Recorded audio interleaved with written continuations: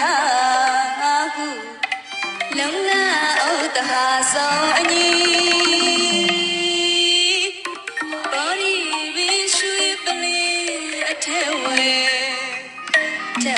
ပွဲကိုနေတော်မူလေ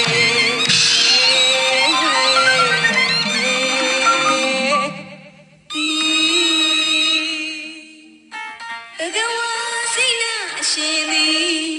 တနာရှိသည်မြစင်တော်မူပြီးအပရာဇိတပလင်ကိုတဲ့အောင်မြင်တော်မူသည်ဘဂ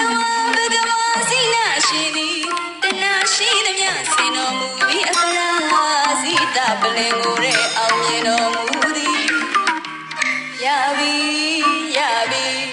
ဝတ္တဝရီအထက်စီက